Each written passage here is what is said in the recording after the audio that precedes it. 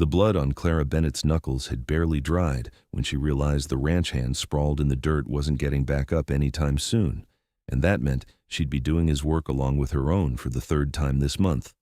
She wiped her rough, calloused hands on her worn trousers and stared at the man groaning by the horse trough, wondering why her father kept hiring drifters who thought a woman running the day-to-day operations of a Montana ranch in 1876 was something to mock rather than respect.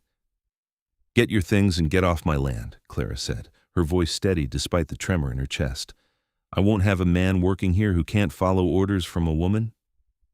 The ranch hand, she'd already forgotten his name, stumbled to his feet, spat blood into the dust, and muttered something about unnatural women before heading toward the bunkhouse. Clara turned away, flexing her aching fingers. They were strong hands, capable hands, scarred from years of working alongside her father after her mother died. Hands that could rope a calf, mend a fence, break a horse, and apparently knock a man flat when necessary. But they weren't soft. They weren't delicate. They weren't the kind of hands a man wanted to hold, or so her Aunt Margaret had told her during her last visit to Billings. "You're 23 years old, Clara," her aunt had said, shaking her head at Clara's calluses and short nails. "You'll never find a husband with hands like those. No man wants a woman rougher than he is." Clara had laughed it off at the time, but the words had settled somewhere deep in her chest, a splinter she couldn't quite remove. She looked at her hands now in the afternoon sunlight, seeing the truth in every scar and callus. These were the hands of someone who worked, who survived, who built something. But maybe her aunt was right. Maybe they were also the hands of someone who would always be alone. The sound of approaching hooves pulled her from her thoughts. A single rider crested the hill beyond the north pasture, moving with the easy confidence of someone who knew how to sit a horse. Clara's hand instinctively moved to the rifle propped against the fence post. Strangers weren't uncommon this close to the mountains, but they weren't always friendly. As the rider drew closer, Clara could make out more details. A big man, broad-shouldered and tall even in the saddle, with dark hair that fell past his collar and a thick beard that hadn't seen scissors in some time. He wore buckskins and fur and led a pack mule loaded with pelts. A mountain man, then. They came through occasionally, trading furs for supplies before heading back into the high country. The man reined in his horse at a respectful distance and raised one hand in greeting. "Afternoon, madam. Name's Jacob Brennan. I'm looking for work if you got it. Good with horses, cattle, fixing things that break. Can hunt, track, and I know these mountains better than most."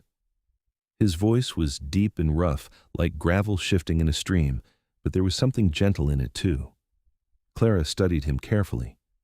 He had to be near 30, she guessed, with the kind of weathered face that came from years of exposure to sun and wind. But it was his eyes that caught her attention, pale gray, like winter sky, and direct without being challenging. "I just fired a hand," Clara said, "but that doesn't mean I'm hiring. What brings a mountain man down to ranch country looking for work? Trapping not paying like it used to?" Jacob shifted in his saddle, and Clara noticed the way his muscles moved beneath his buckskin shirt. He was powerfully built, with the kind of strength that came from hauling traps through deep snow and wrestling with nature itself. "Trapping's fine, but I'm looking to settle a bit, maybe save some money. A man gets tired of spending every winter alone in a cabin. Thought I'd try something different for a season." Clara didn't miss the hint of loneliness in his words. She knew that feeling well enough.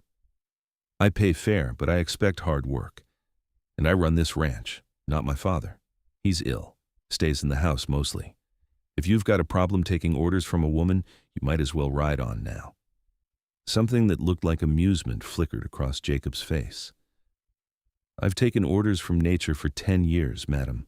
She's the most demanding boss there is, and she's definitely female. I don't see how you'd be any worse." Despite herself, Clara felt a smile tug at her lips. "All right.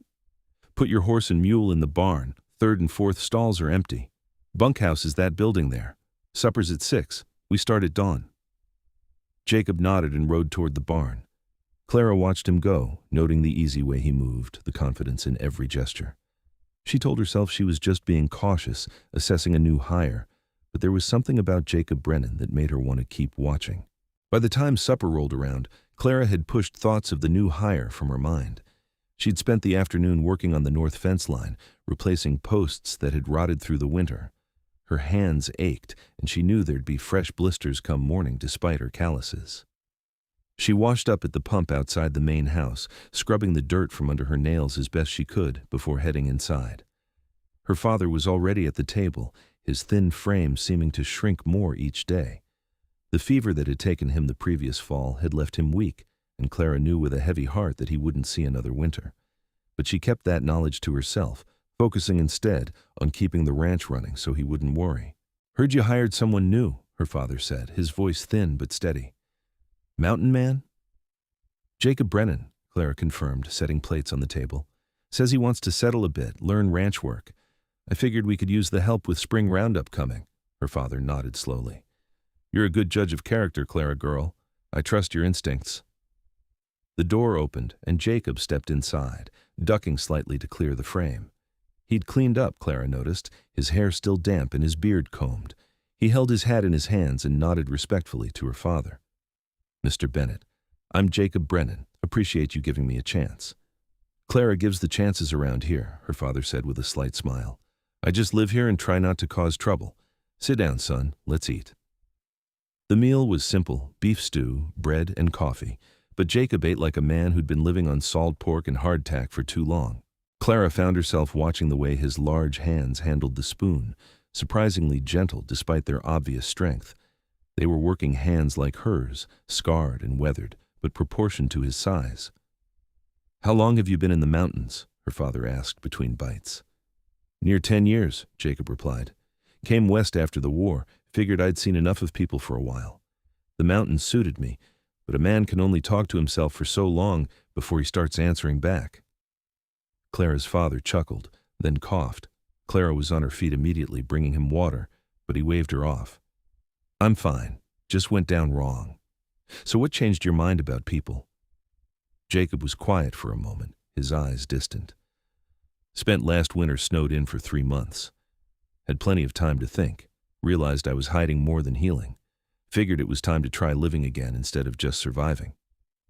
Clara understood that sentiment more than she wanted to admit. How much of her own life had been about surviving rather than living. She sat back down and met Jacob's eyes across the table, finding something there that resonated with her own carefully guarded loneliness. The next morning, Clara woke before dawn as always and headed out to start the day's work. She was surprised to find Jacob already in the barn, checking on the horses with the kind of thoroughness that spoke of genuine care. "Morning," she said, causing him to turn. "You didn't have to start this early." "Old habit," Jacob replied with a slight shrug. "Mountain dawn comes early, figure ranch dawn does too." "We need to move the cattle from the south pasture to fresh grass," Clara said, getting straight to business. "It's a 2-person job, which is why I've been waiting. You ever worked cattle before?" "Some. Not much, but I learned fast." They saddled horses and rode out as the sun began to paint the eastern sky in shades of gold and pink. The Montana landscape spread before them in rolling grassland that gave way to pine forests, and eventually to the mountains themselves, still snow-capped this early in the spring. Clara loved this land with a fierceness that sometimes frightened her. It was harsh and unforgiving, but it was honest. It demanded everything from you and gave back beauty and purpose in return. Working cattle with Jacob turned out to be easier than Clara had expected. He had good instincts and followed her lead without question, moving to anticipate problems before they developed. By mid-morning, they'd successfully moved the herd to the new pasture without losing a single calf. "You're a natural," Clara said as they paused to rest their horses. "Sure you haven't done this before?" "Tracking's tracking," Jacob said. "Whether it's elk or cattle, you learn to think like they do, anticipate where they'll go. The rest is just patience." They sat their horses in comfortable silence for a moment, watching the cattle settle into the new grass. Clara was acutely aware of Jacob beside her, his presence solid and calm. She wasn't used to feeling small at 5'8". She was taller than many men, but Jacob made her feel almost delicate by comparison, a sensation that was both unsettling and oddly pleasant. "Can I ask you something?" Jacob's voice broke the silence. Clara tensed slightly. "Depends on the question. That hand you fired yesterday, what did he do?" "Refused to take orders from me," Clara said simply. "Called me some names that aren't worth repeating. I gave him a chance to apologize and get back to work. He decided to get physical instead. That was a mistake. Jacob's jaw tightened. He put hands on you? He tried. I put him in the dirt before he could. Clara held up her scarred knuckles. Not the first time I've had to make a point with my fists. She expected judgment, or perhaps amusement, but Jacob's expression was thoughtful. Must get old having to prove yourself over and over. The understanding in his words caught Clara off guard. She'd expected many things from this mountain man, but empathy hadn't been one of them. Every new hire is the same. They see a woman giving orders and they assume they know better. Gets tiresome. For what it's worth, I can see this ranch is well run. That doesn't happen by accident, takes skill and dedication. Jacob met her eyes. I respect that. Something warm unfurled in Clara's chest, something she quickly tried to tamp down. Respect was good. Respect was professional. She didn't need to read anything more into it than that. We should get back. Still have plenty of work before sundown. The days fell into a rhythm after that. Jacob proved to be everything he'd claimed and more. He was tireless, capable, and surprisingly good at fixing things that had been broken for months. The old windmill that had been stuck started turning again. The gate that had hung crooked for a year suddenly swung true. He worked alongside Clara without complaint, taking direction without ego. But it was the small moments that began to chip away at Clara's carefully maintained walls. The way Jacob always made sure she had coffee before asking for his own. How he'd subtly position himself between her and any potential danger, whether it was a skittish horse or a rattlesnake sunning itself on a rock. The quiet competence with which he handled everything, from shoeing horses to repairing harnesses. 3 weeks into his employment, disaster struck. Clara was working on replacing boards in the hayloft when one gave way beneath her feet. She fell 12 feet, landing hard on her back in a pile of old hay.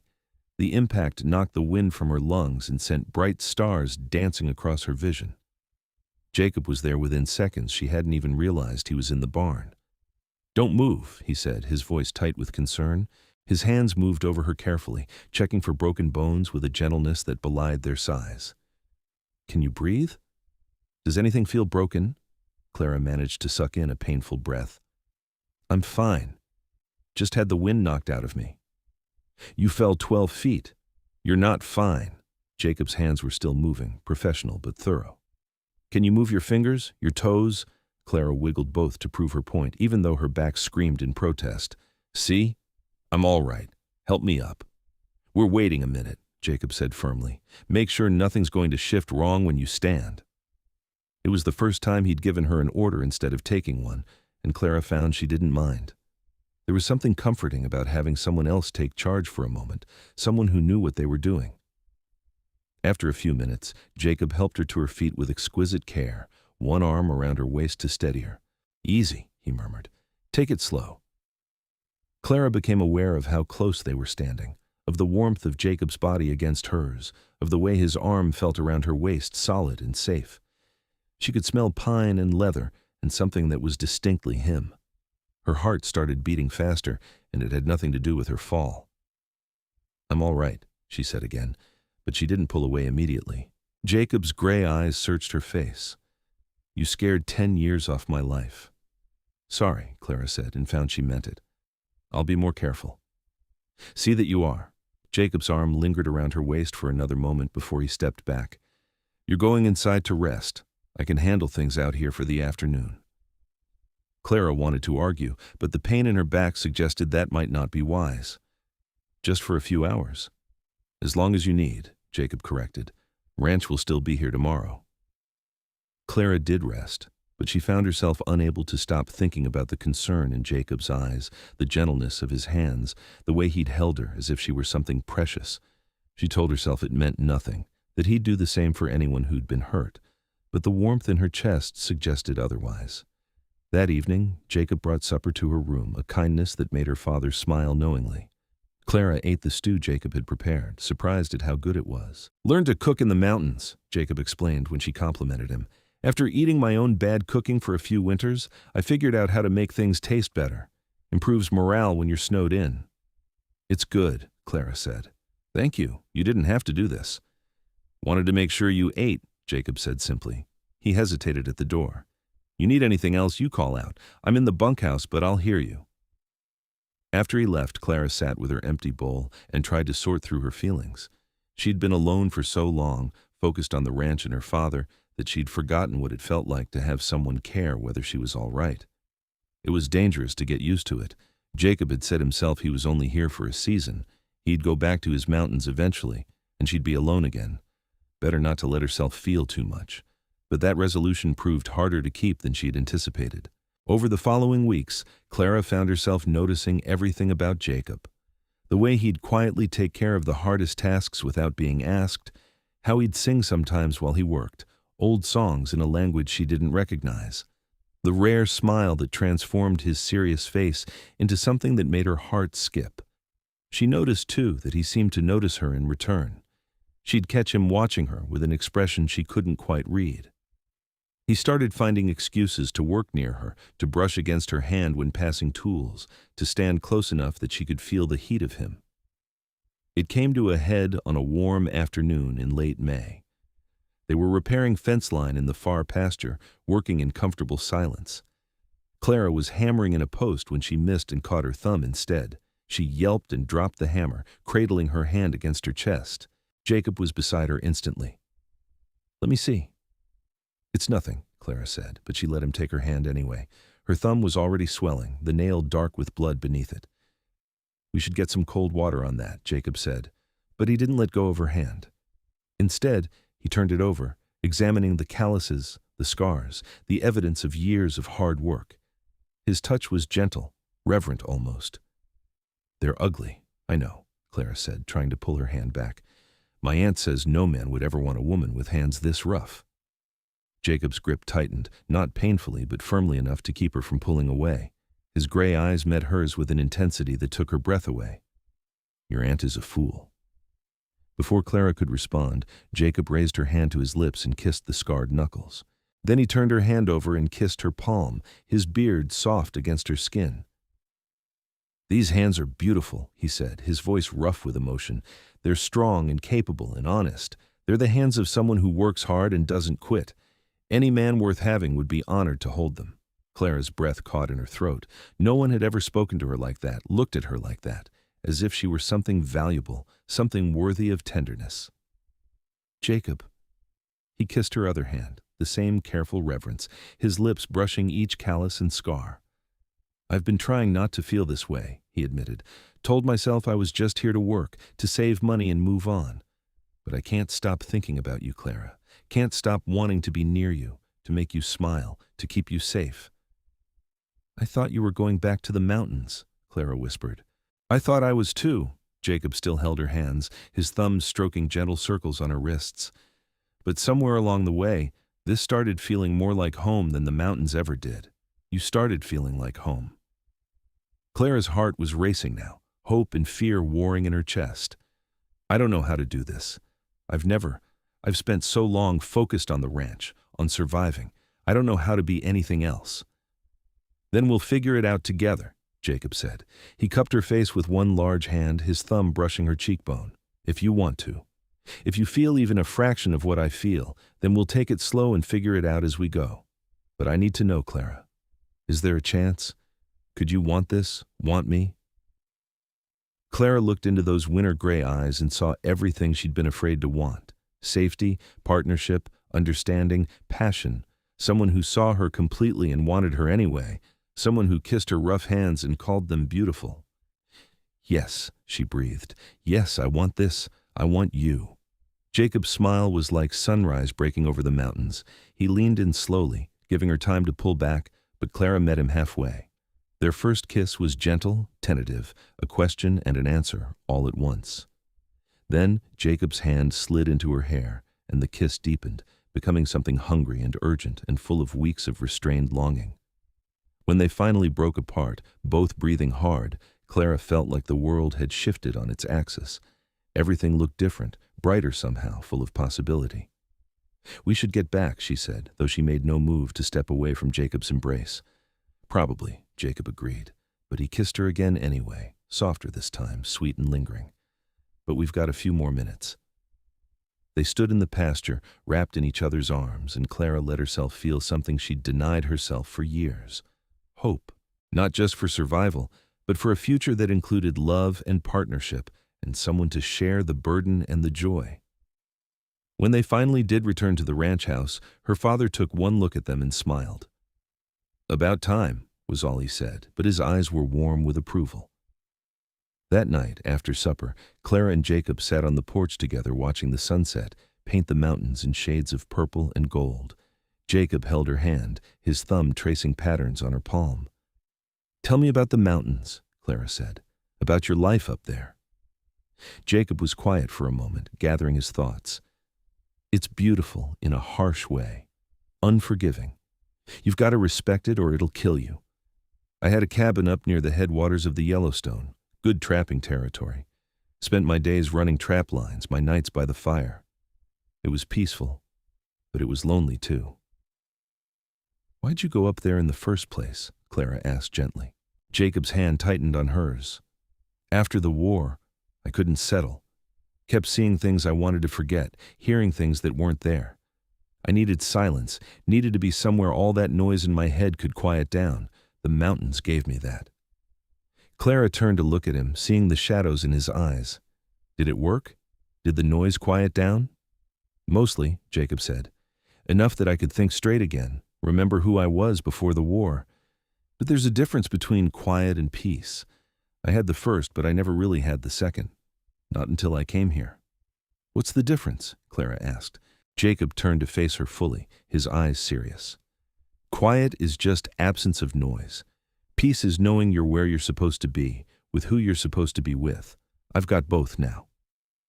Clara leaned her head on his shoulder, feeling the solid warmth of him. "I'm glad you came down from your mountain." "So am I," Jacob murmured, pressing a kiss to the top of her head. "So am I." The next weeks passed in a blur of work and stolen moments. They were still busy with ranch duties, spring roundup was approaching, and there was endless work to be done, but everything felt different now. Clara found herself smiling more, laughing at Jacob's dry observations about the cattle or his stories from the mountains.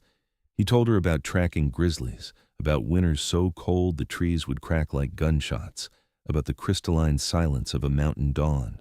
In turn, Clara told him about growing up on the ranch, about her mother's death when she was 12, about learning to be strong because there was no other choice, about the loneliness of being different, of wanting things beyond what a woman was supposed to want. "You wanted to run the ranch," Jacob observed one evening. "It wasn't a question." "I wanted to keep it," Clara corrected. "My father built this place from nothing, and I watched him pour his life into it. When Ma died, and he started getting sick, I couldn't let it fall apart. But yes, I wanted to run it too, wanted to prove I could." "You've more than proved it," Jacob said. "This place runs smoother than most ranches I've seen, and you do it with half the hands." Clara flushed with pleasure at the compliment. "It's all I know how to do." "That's not true," Jacob said softly. He pulled her into his arms, and Clara went willingly, resting her head against his chest where she could hear his heartbeat, strong and steady. "You know how to be brave, how to be kind even when you've got reason not to be, how to make a man feel like he's finally found his way home." Clara tilted her head back to look at him. "Is that how you feel? Like you're home?" "More every day," Jacob said, and kissed her with a tenderness that made her eyes sting with tears. Spring roundup came, and Clara was grateful for Jacob's presence. They worked from dawn until long after dark, sorting cattle, branding calves, cutting out the steers for market. It was brutal, exhausting work, but Jacob never complained.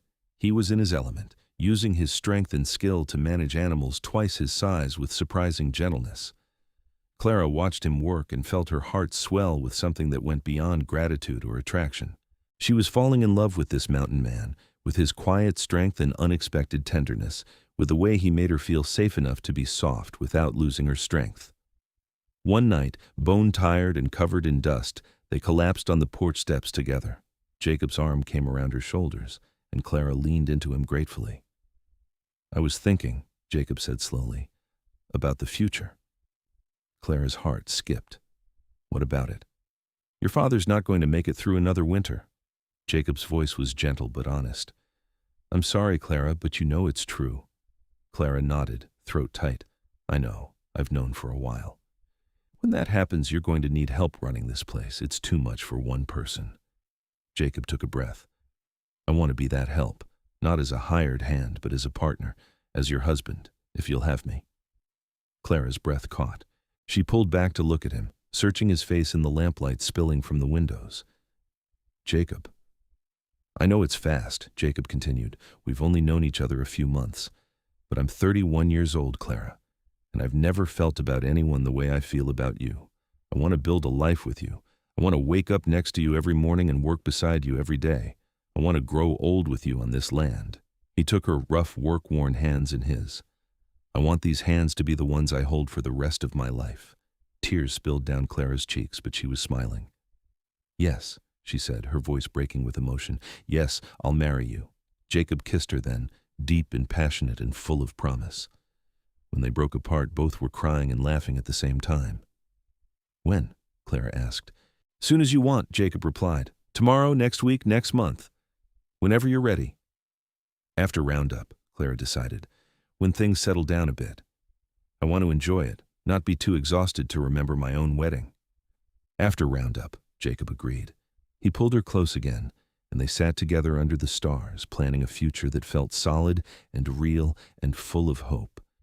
The weeks until the wedding passed in a happy blur.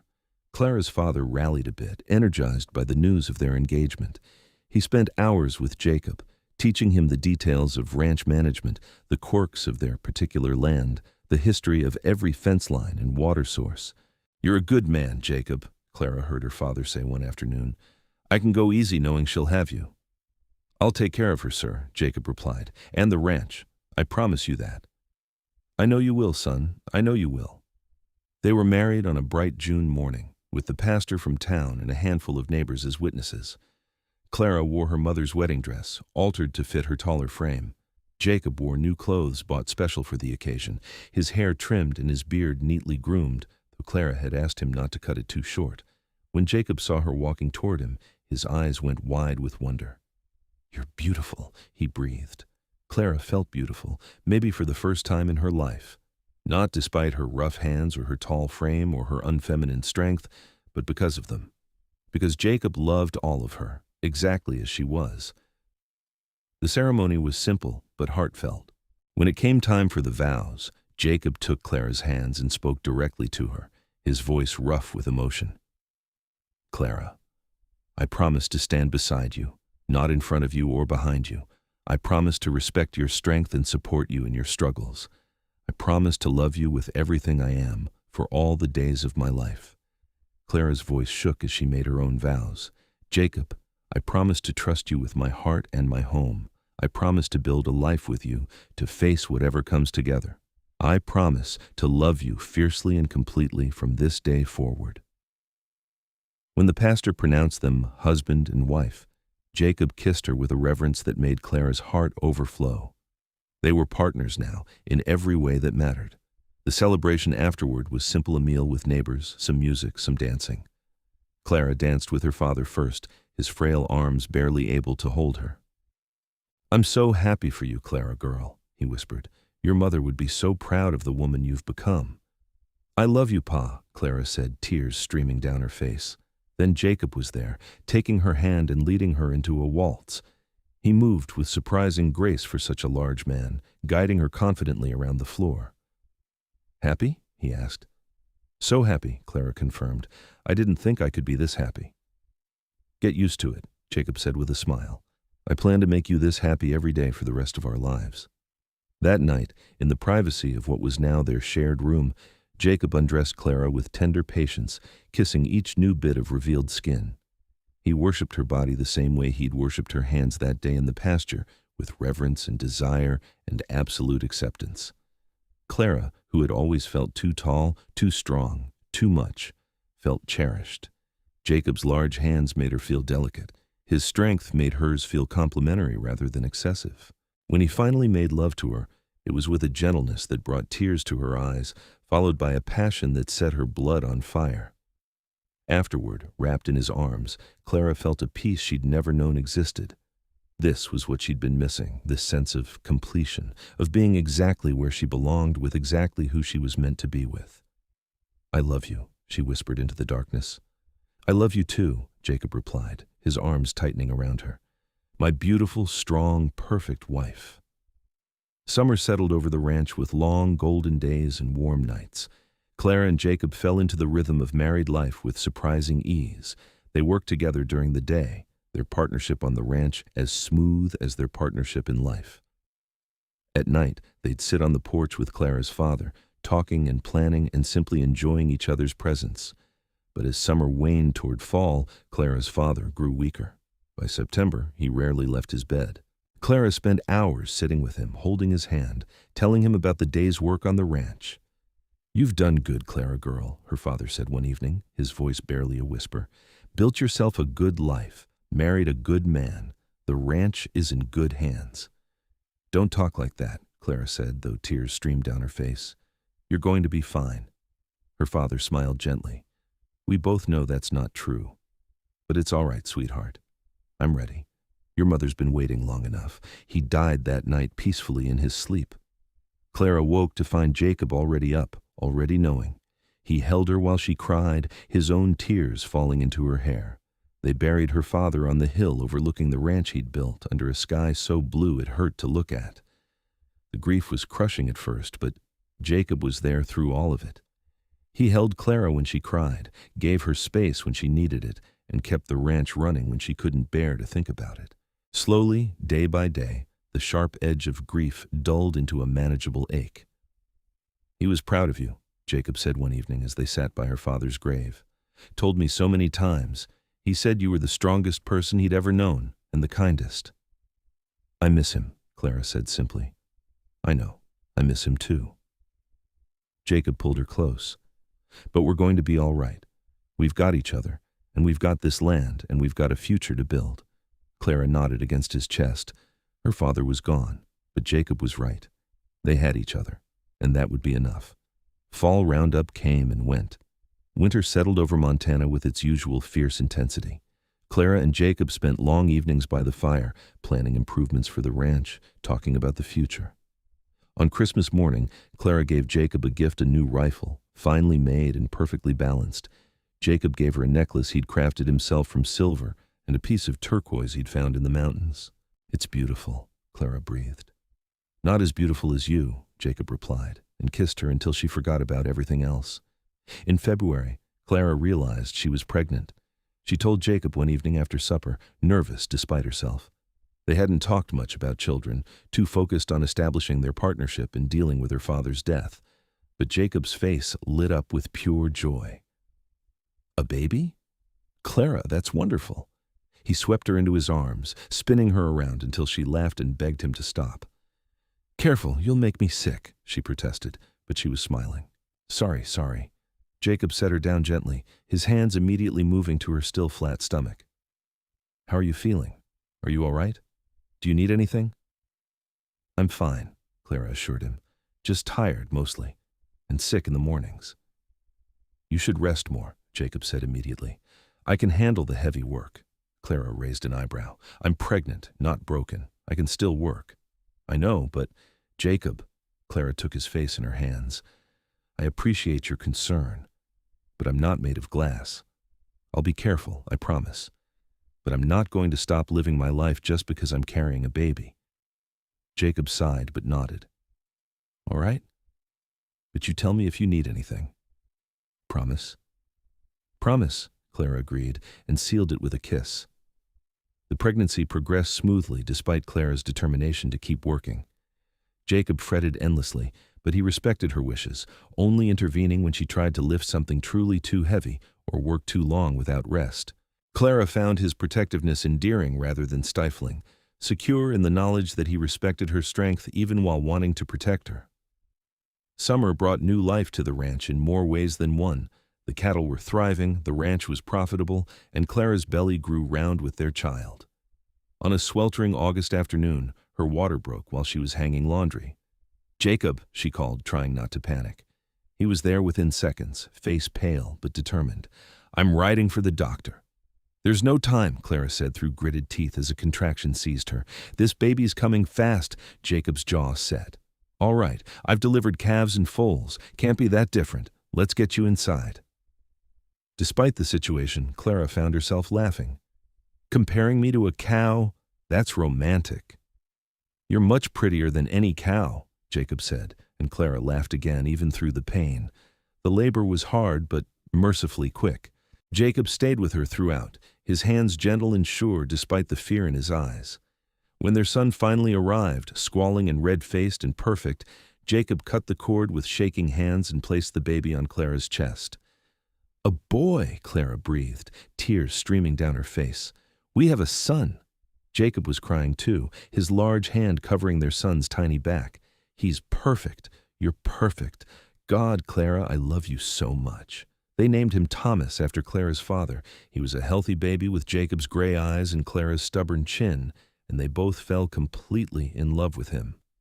The first months were exhausting but joyful. Jacob proved to be a devoted father, waking in the night to walk with Thomas when he cried, changing diapers without complaint, singing the same mountain songs he'd once sung to the horses. Clara watched her strong, capable husband turn to absolute mush around their son and fell in love with him all over again. Who knew the big tough mountain man was such a softy? She teased one evening, watching Jacob coo at Thomas. Only for you two, Jacob replied, not looking up from the baby. Everyone else still thinks I'm terrifying. You are terrifying, Clara assured him. You're just also completely wrapped around our son's tiny finger. Guilty, Jacob admitted with a grin. As Thomas grew, the ranch continued to prosper.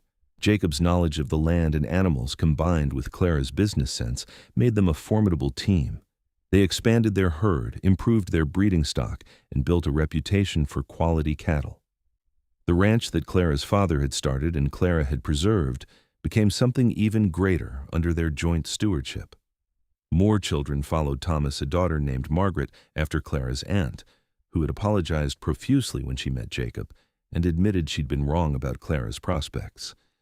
Then another son, Samuel, and finally another daughter, Rose. The ranch house filled with noise and laughter and the chaos of raising 4 children while running a working ranch.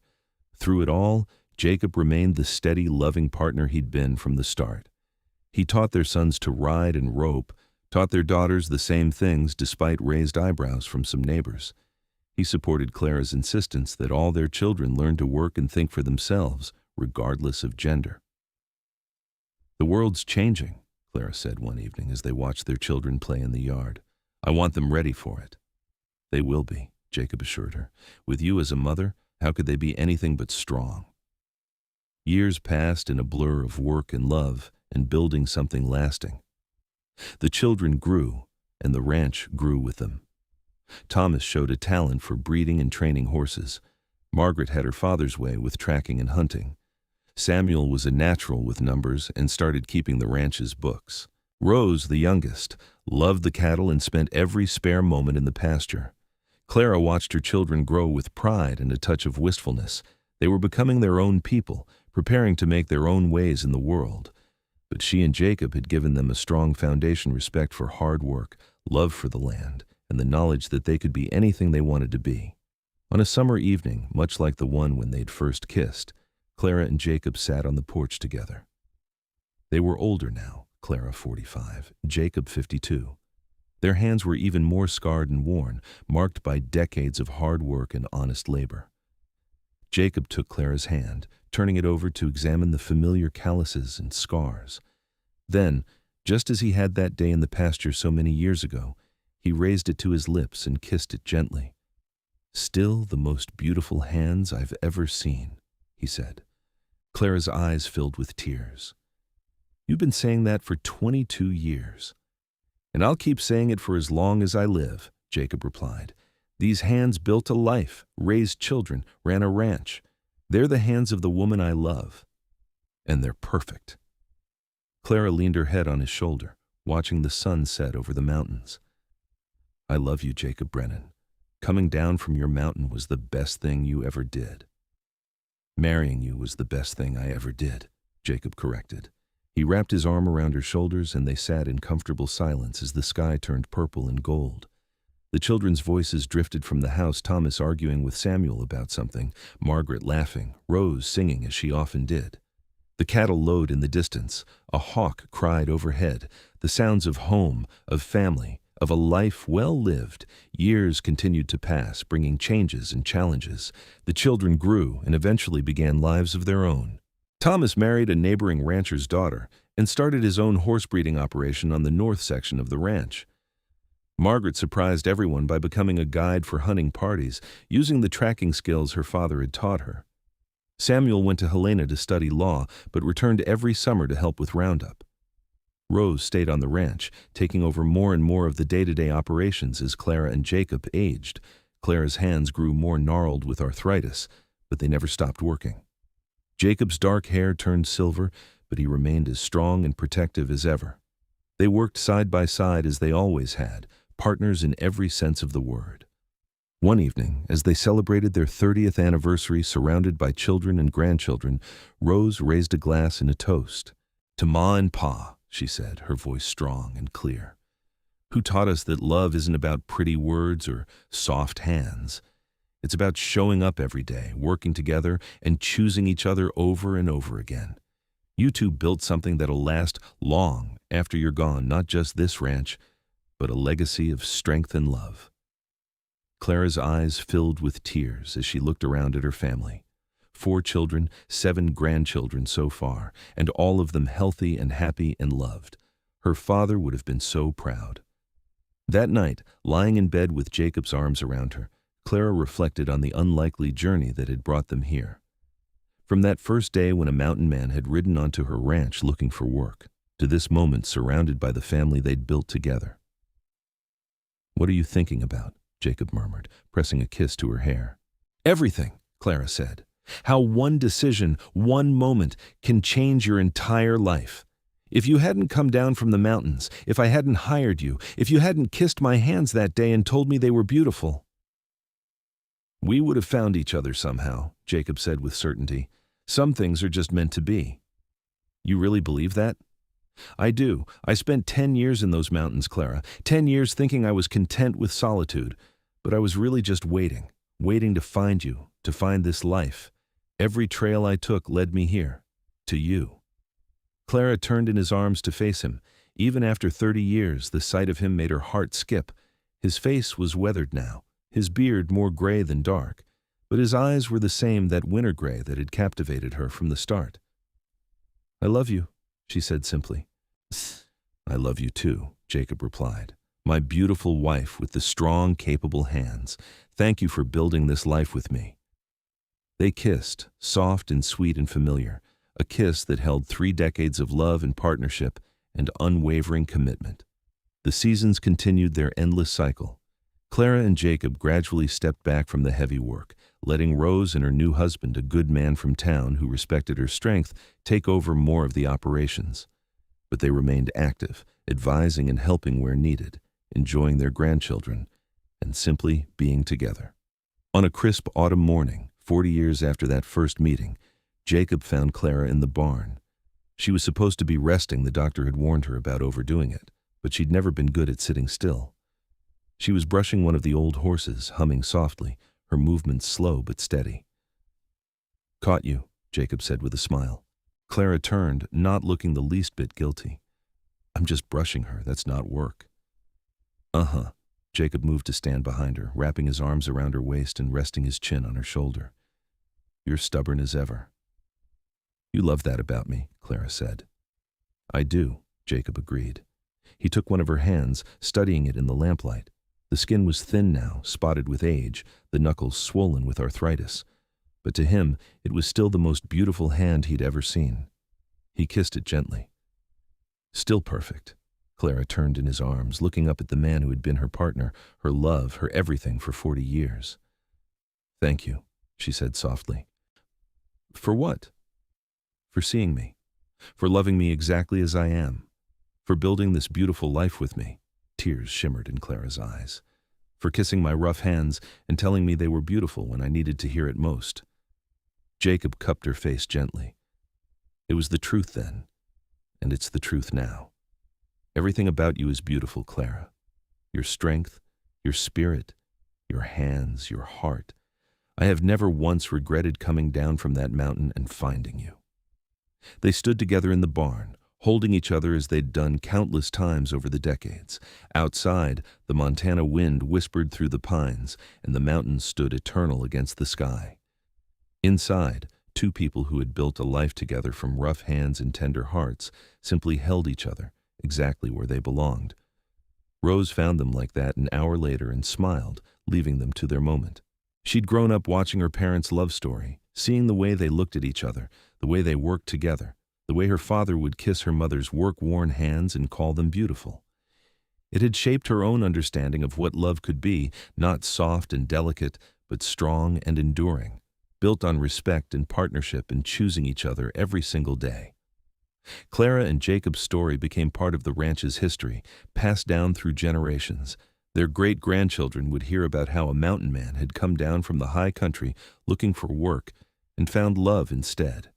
How he'd kissed their great-grandmother's rough hands and told her they were beautiful. How they'd built a life and a legacy together on the Montana frontier.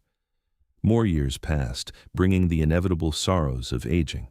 Friends died, health failed, the world changed in ways both wonderful and frightening. But through it all, Clara and Jacob had each other. When Clara's arthritis made it hard to hold things, Jacob's strong hands were there to help. When Jacob's back troubled him, Clara would massage it with patient tenderness. They adapted, adjusted, and continued forward together. On their 50th wedding anniversary, the entire family gathered, children, grandchildren, and even a few great-grandchildren now. The ranch house overflowed with love and laughter and noise. A photographer from town came to take formal pictures, a new technology that fascinated the younger generation. When it came time for Clara and Jacob's portrait, the photographer fussed over positioning them just so. But Jacob had his own ideas. He took Clara's hands in his, raised them to his lips, and kissed them both tenderly, just as he had that day in the pasture 50 years ago. The photographer captured the moment Jacob. Kissing Clara's work-worn hands, Clara looking at him with eyes full of love, both of them surrounded by the life they'd built together.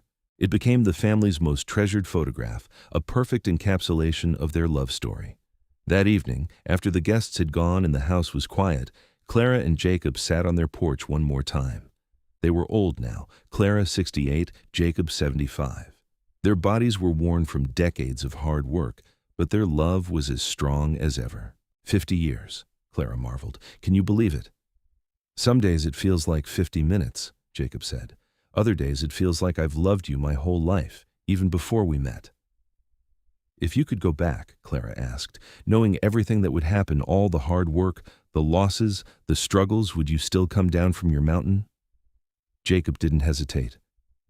Every single time, every version of my life that has you in it is better than any version without you.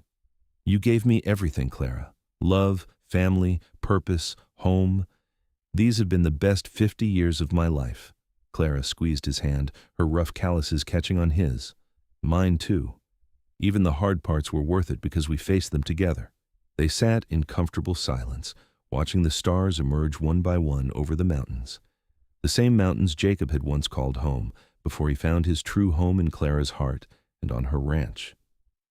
Eventually, age caught up with them as it does to everyone. Jacob passed first, peacefully in his sleep at 79, with Clara holding his hand. True to character, even at the end, he'd raised her hand to his lips one last time and whispered, "Beautiful. You're beautiful, and I love you." Clara mourned deeply, but without regret. They'd had 54 years together, and every one of them had been a gift. She lived 3 more years, surrounded by her children and grandchildren, still offering wisdom and love until the very end. When she passed at 71, her family swore she died smiling, her rough, worn hands folded peacefully over her heart. They buried Clara next to Jacob on the hill overlooking the ranch, under a sky so blue it hurt to look at. The headstone was simple but perfect, reading, "Clara and Jacob Brennan." They built a life together with rough hands and tender hearts. The ranch continued through the generations, each one adding their own chapter to the story while honoring the foundation Clara and Jacob had laid. The values they'd instilled: hard work, respect for the land, love for family, and the understanding that strength and tenderness weren't opposites, but partners lived on in every child who grew up there.